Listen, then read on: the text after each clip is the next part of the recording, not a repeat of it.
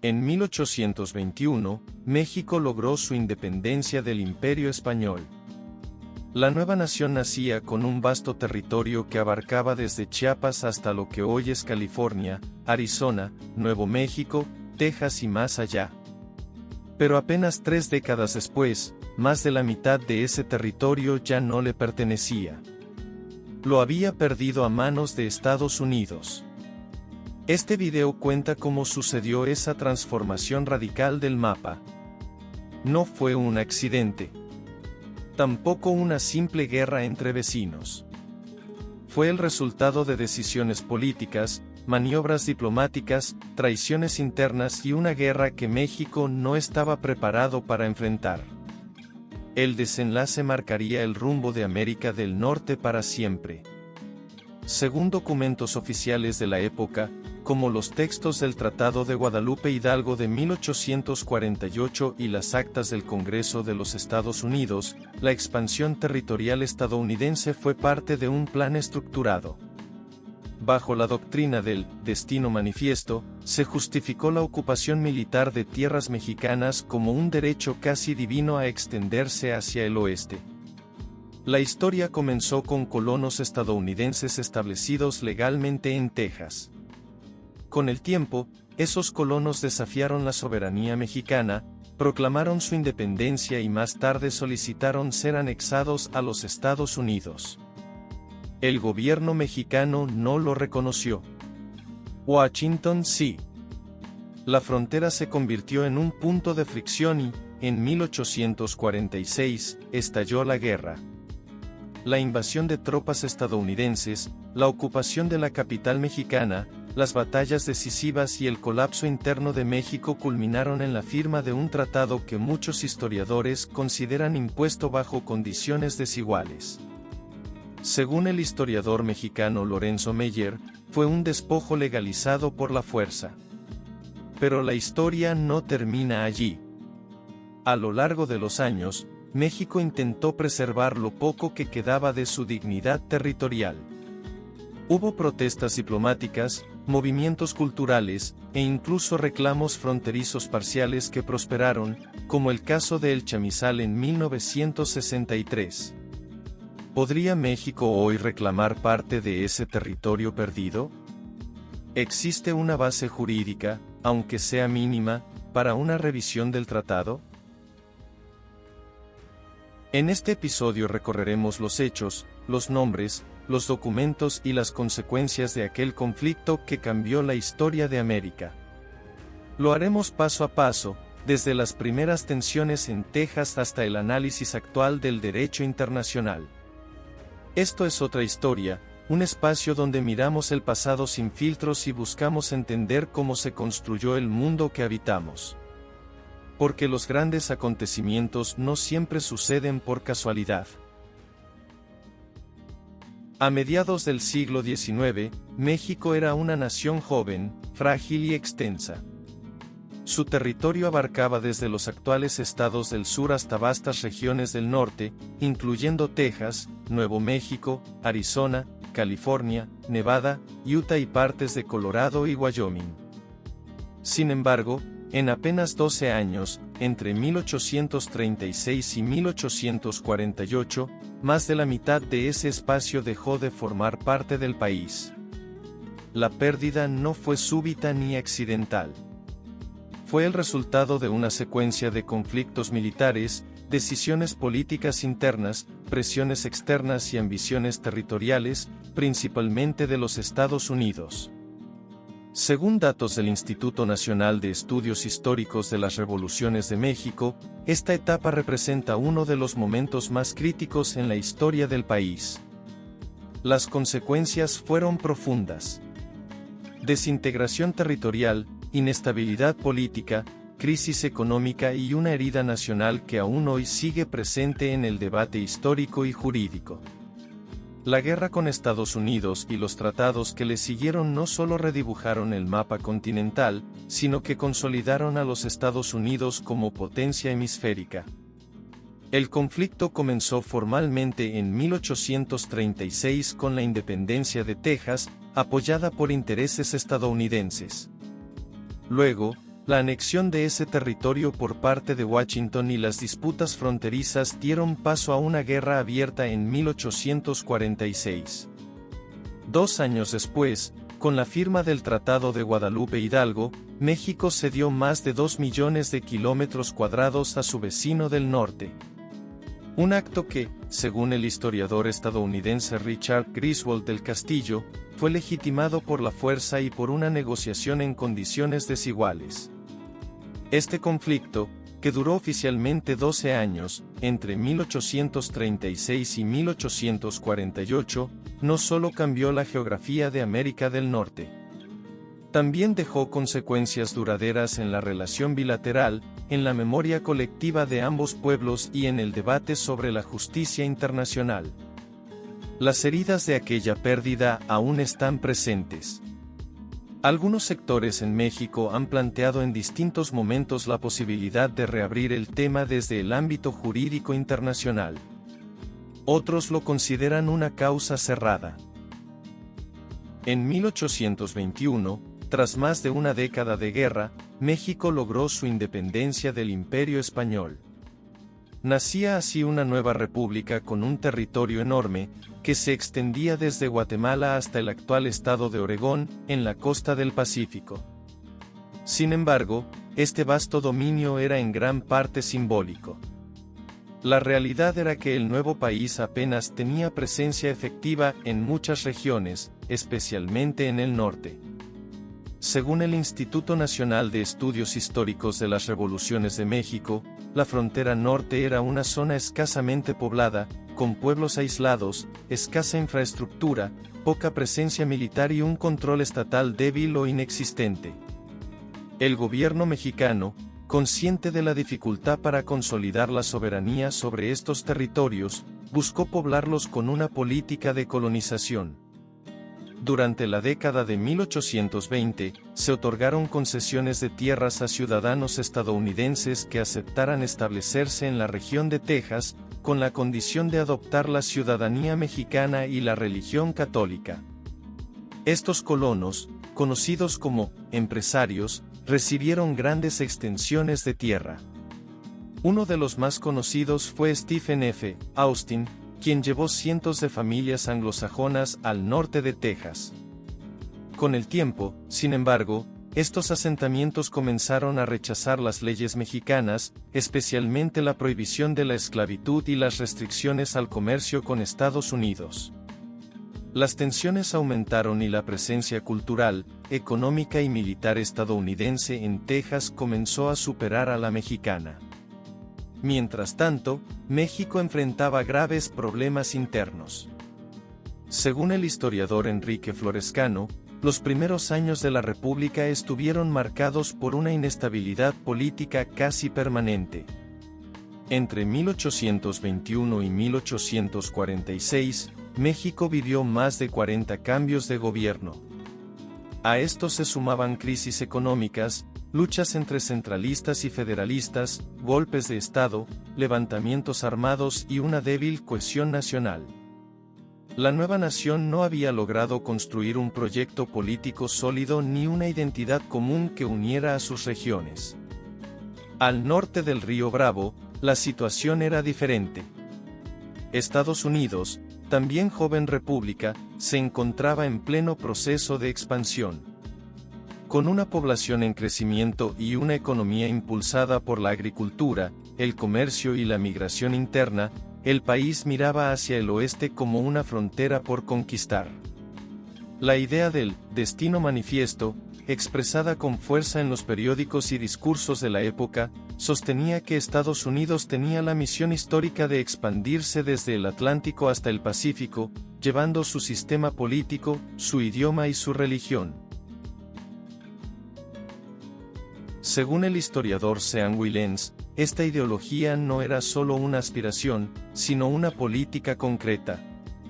El gobierno estadounidense fomentó la expansión territorial por medios diplomáticos, económicos y, cuando fue necesario, por la fuerza. Territorios como Texas, California y Nuevo México eran vistos como objetivos naturales de esta expansión. Su riqueza agrícola, sus rutas comerciales y su baja densidad de población los hacían especialmente atractivos.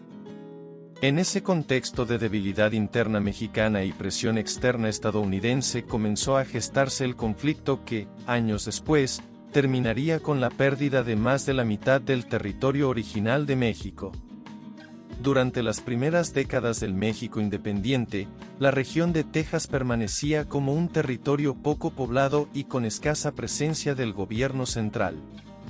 Con la intención de fortalecer el control sobre esta zona, el gobierno mexicano promovió a partir de 1824 la inmigración de colonos extranjeros, en su mayoría provenientes del sur de Estados Unidos.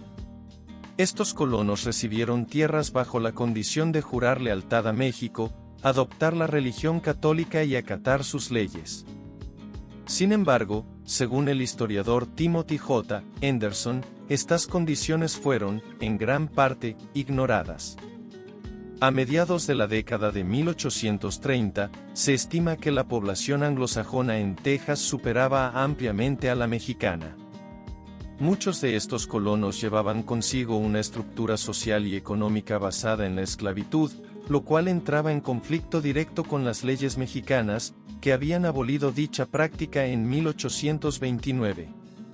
Esta tensión legal y cultural se volvió insostenible con el paso del tiempo. Los colonos, mayoritariamente esclavistas y con fuerte arraigo a valores estadounidenses, rechazaban las restricciones impuestas desde la Ciudad de México. Según documentos recogidos por el Archivo General de la Nación, el conflicto se intensificó cuando el gobierno de Antonio López de Santa Anna centralizó el poder y disolvió la Constitución Federal de 1824, lo que fue interpretado por los colonos tejanos como una violación de los pactos originales bajo los cuales se habían asentado. En 1835 comenzaron los enfrentamientos armados. Un año después, el 2 de marzo de 1836, en medio de una situación de guerra, un grupo de colonos proclamó unilateralmente la independencia de Texas. Ese mismo mes ocurrió la Batalla de El Álamo, donde un pequeño grupo de defensores tejanos resistió durante 13 días el sitio de las fuerzas mexicanas.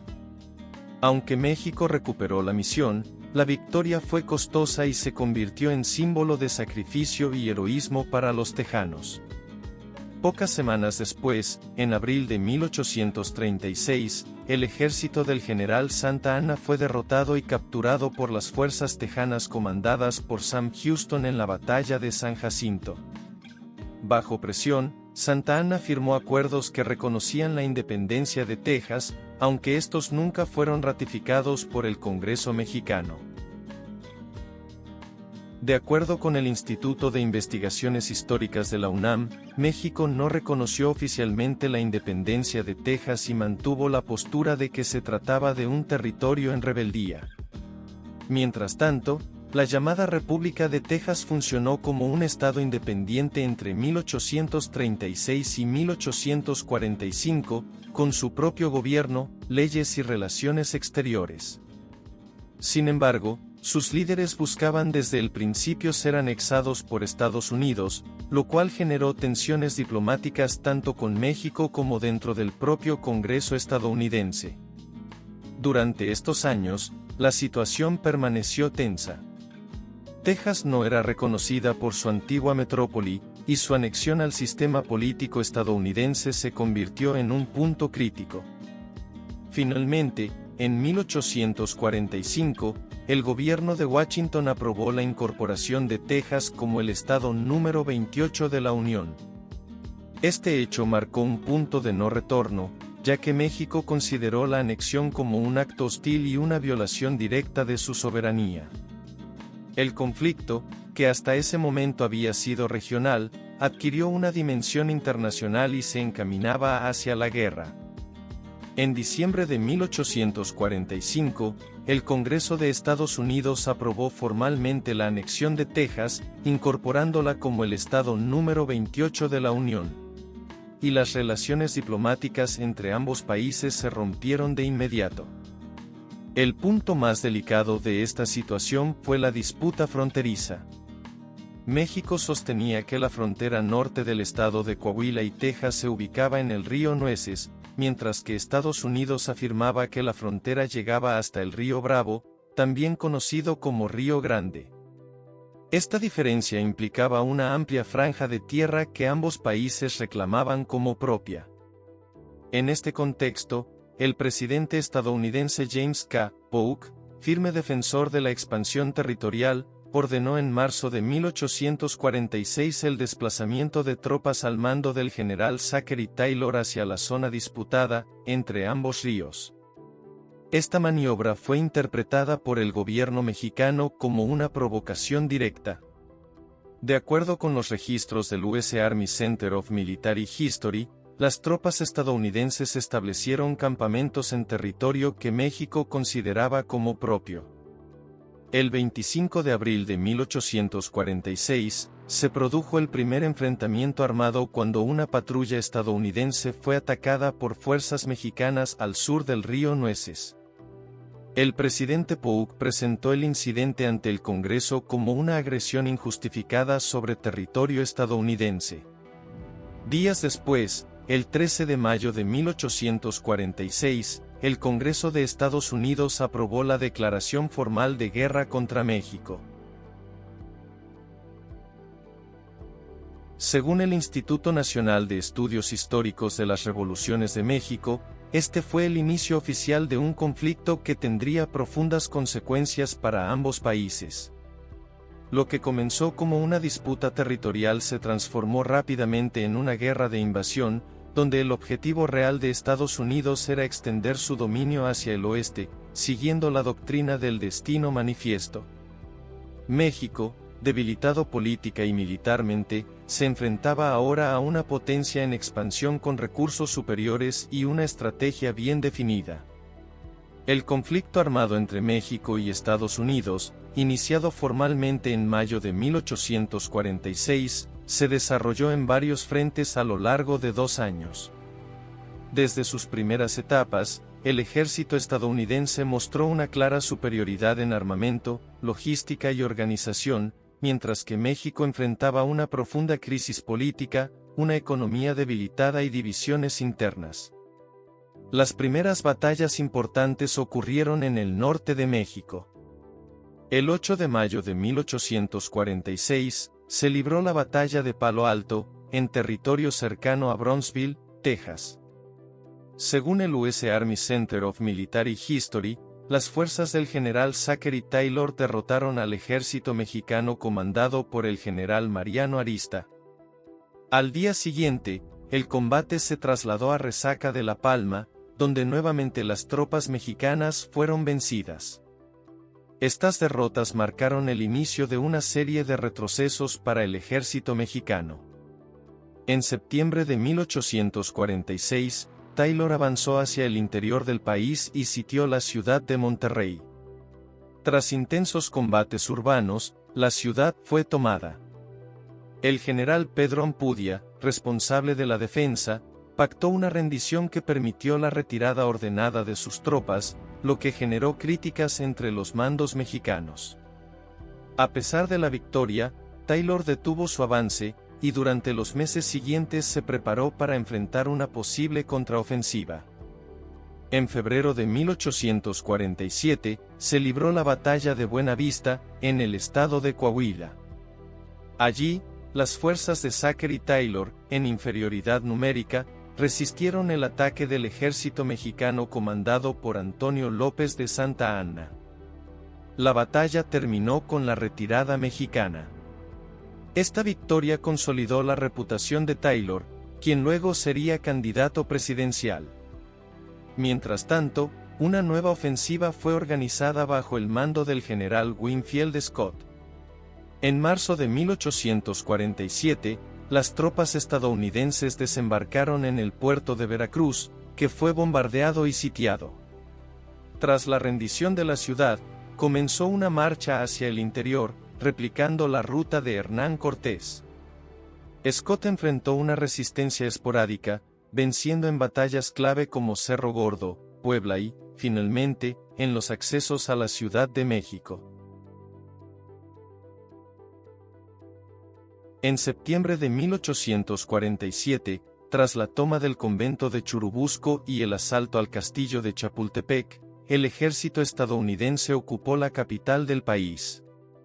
Según el historiador Timothy J. Anderson, la caída de Ciudad de México marcó el final de la resistencia organizada. La bandera estadounidense ondeó sobre el Palacio Nacional.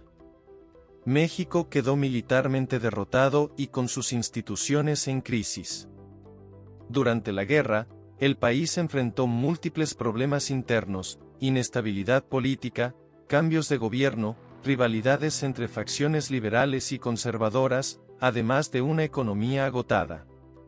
Según el Instituto Nacional de Estudios Históricos de las Revoluciones de México, hubo una falta general de coordinación en la defensa, y muchas regiones actuaron con autonomía.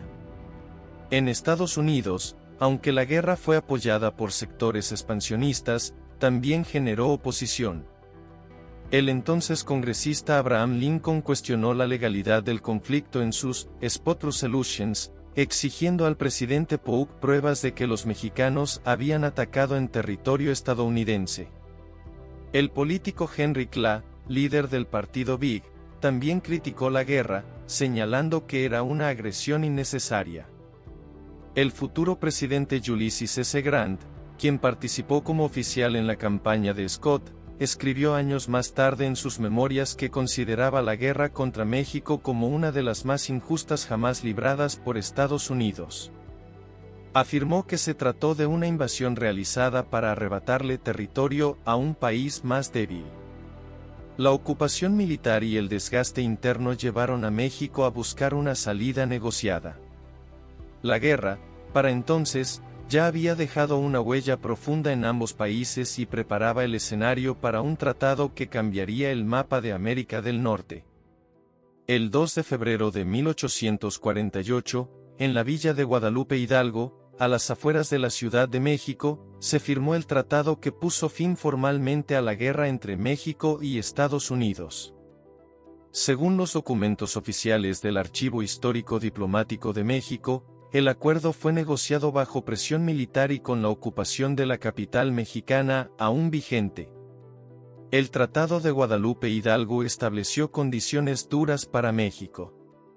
El punto central fue la cesión de más de 2 millones de kilómetros cuadrados de su territorio. Las regiones entregadas incluían los actuales estados de California, Nevada, Utah, gran parte de Arizona, Nuevo México y partes de Colorado, Wyoming y Kansas. Esta pérdida representó cerca de la mitad del territorio que México había heredado de la época virreinal. Otro punto relevante fue el reconocimiento del río Bravo como frontera natural entre ambos países, desplazando la línea fronteriza más de 150 kilómetros al sur del río Nueces, que era la línea reclamada por el gobierno mexicano.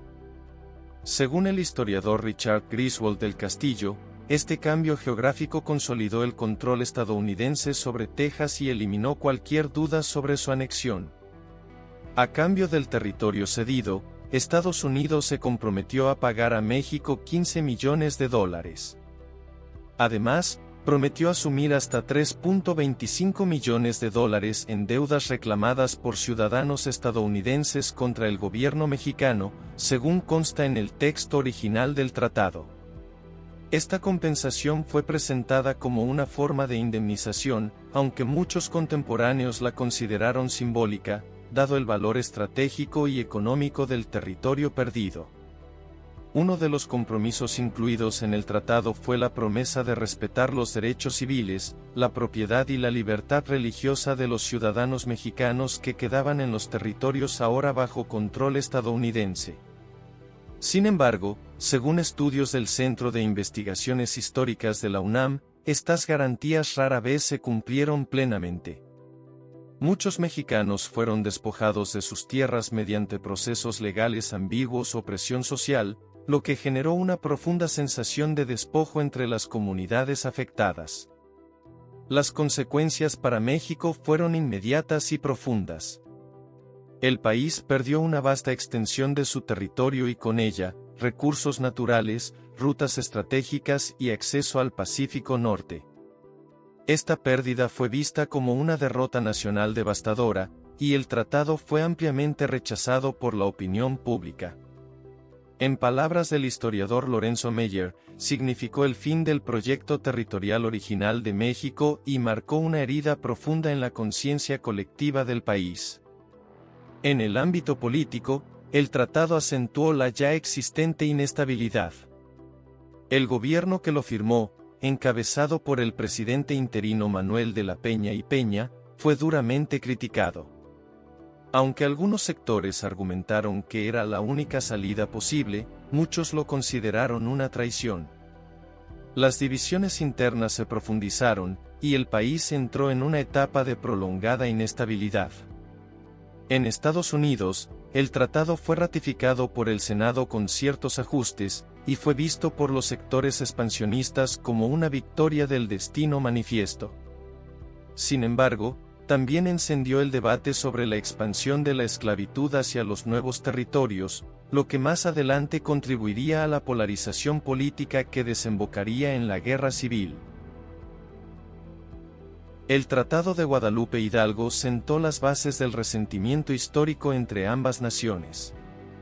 Para México, fue un símbolo de humillación e impotencia. Para Estados Unidos, un paso más en su expansión continental. Sus efectos continúan resonando en las relaciones bilaterales hasta el presente, como lo señala el Instituto de Investigaciones Jurídicas de la UNAM en su análisis conmemorativo del 150 aniversario del tratado. Tras la firma del Tratado de Guadalupe Hidalgo en 1848, las consecuencias del conflicto se hicieron visibles de inmediato en ambos países. México, profundamente afectado, enfrentó una de las crisis más graves de su historia moderna. Según el historiador Friedrich Katz, la pérdida territorial significó también la pérdida de extensos recursos naturales, incluyendo minas de oro, tierras agrícolas fértiles y zonas estratégicas para el comercio. Esto afectó severamente la economía nacional, ya debilitada por años de guerras internas y externas. A la ruina económica se sumó una creciente deuda pública, pues el gobierno mexicano había recurrido a préstamos para sostener el esfuerzo bélico. La situación fiscal se volvió insostenible y generó un ciclo de inestabilidad política.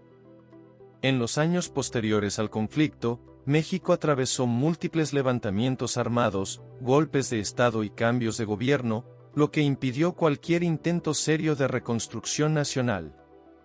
En el plano social, el sentimiento de derrota caló hondo. Según estudios del Instituto Nacional de Estudios Históricos de las Revoluciones de México, se consolidó una percepción de humillación y vulnerabilidad frente a los intereses extranjeros, especialmente los de Estados Unidos. Esta sensación de pérdida y agravio quedó marcada en la memoria colectiva y ha influido en la manera en que México ha concebido su política exterior desde entonces. En contraste, para Estados Unidos la guerra trajo una consolidación territorial sin precedentes. El país se extendió desde el Atlántico hasta el Pacífico, cumpliendo el ideal del destino manifiesto.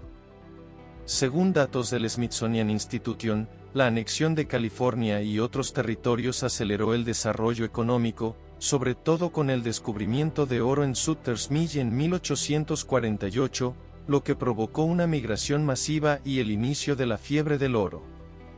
Sin embargo, la expansión trajo también problemas internos. Los nuevos territorios reavivaron el debate sobre la expansión de la esclavitud, dividiendo a la nación entre estados libres y esclavistas. Esta tensión fue creciendo y, como señala el historiador James M. C. Person, se convirtió en uno de los principales factores que condujeron a la Guerra Civil estadounidense poco más de una década después. Ambos países salieron de la guerra transformados. México, debilitado y fragmentado. Estados Unidos, fortalecido pero sembrado de conflictos internos que estallarían en el futuro.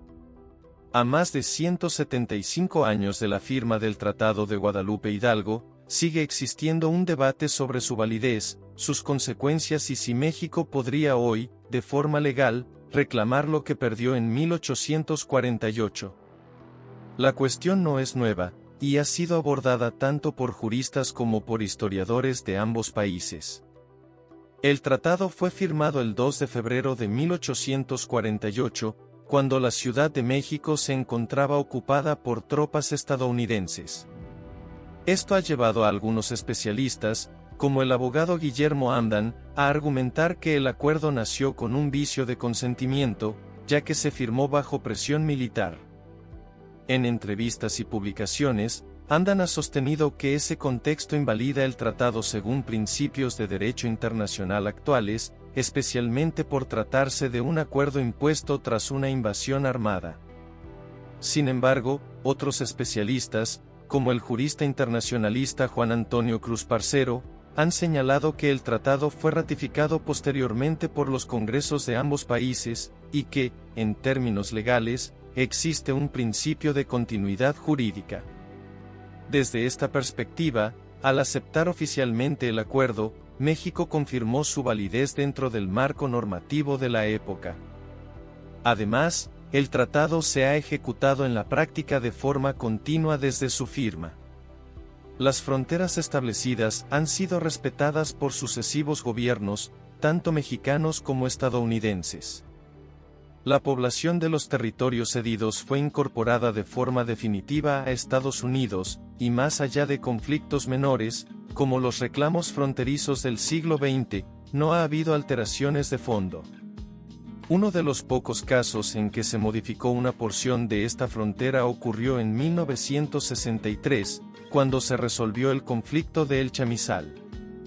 Según los documentos del Departamento de Estado de Estados Unidos y de la Secretaría de Relaciones Exteriores de México, se trató de una franja de terreno en la frontera entre Ciudad Juárez y El Paso, que fue devuelta a México tras un acuerdo bilateral. Este caso, sin embargo, respondió a un desvío natural del río Bravo, y no a un reclamo basado en el Tratado de 1848. En el terreno simbólico, el tratado ha tenido una larga resonancia. A mediados del siglo XX surgió en Estados Unidos el movimiento chicano, integrado principalmente por descendientes de mexicanos que habitaban en los antiguos territorios cedidos. Este movimiento cultural y político adoptó la idea de Aztlán, una patria ancestral vinculada al suroeste estadounidense.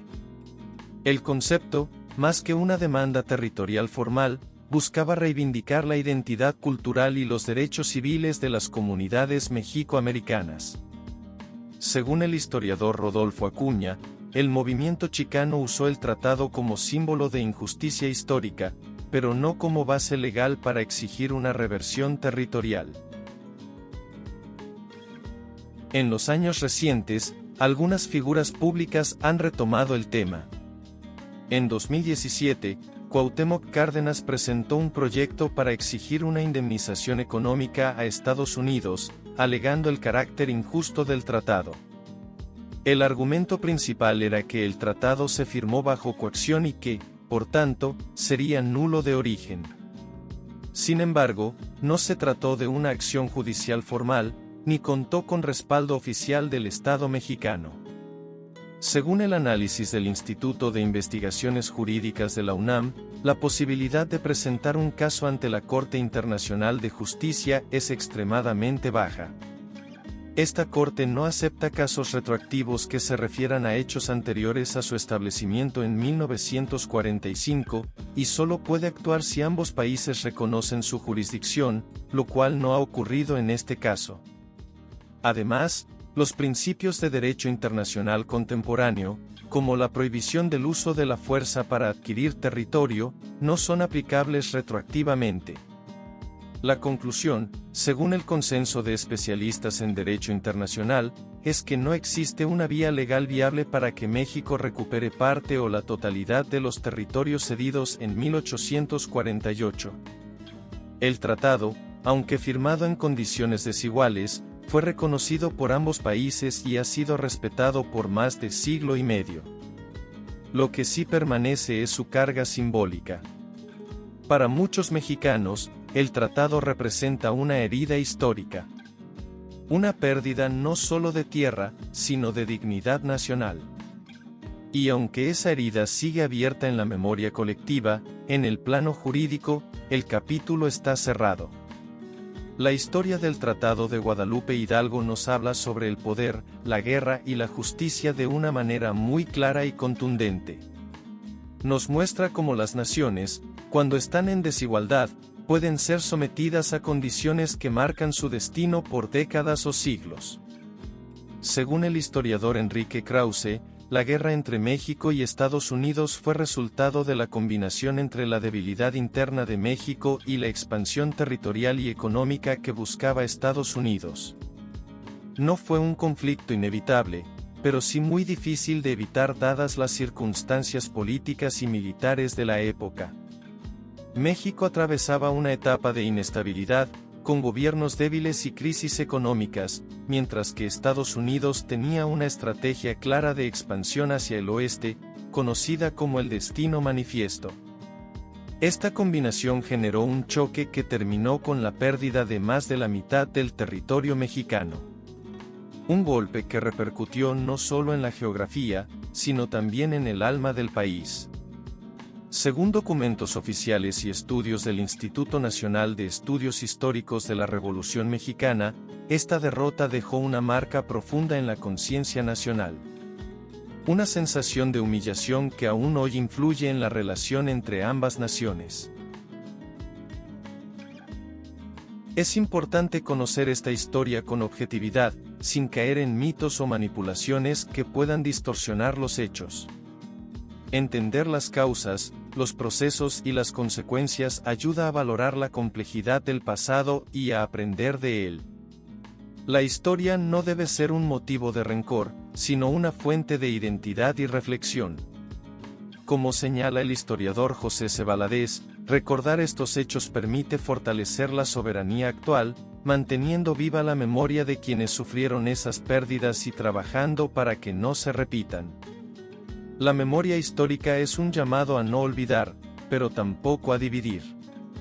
Sirve para reconocer errores y éxitos, y para construir un presente y futuro con base en la verdad. La historia del Tratado de Guadalupe Hidalgo, con sus heridas y enseñanzas, sigue vigente porque forma parte del tejido de lo que somos como nación. Respetar ese pasado es también respetar nuestra identidad y nuestras aspiraciones como pueblo. Gracias por acompañarnos en este recorrido por un capítulo fundamental de nuestra historia. Si te pareció interesante este video, te invitamos a suscribirte al canal para no perderte los próximos contenidos. Activa la campanita para recibir las notificaciones cada vez que publiquemos un nuevo episodio. También puedes ayudarnos mucho con un me gusta, dejar tu comentario con tus opiniones o dudas, y compartir este video con tus amigos y familiares. Todo esto es totalmente gratis y nos permite seguir investigando y creando más historias que valen la pena contar. Nos vemos en otra historia.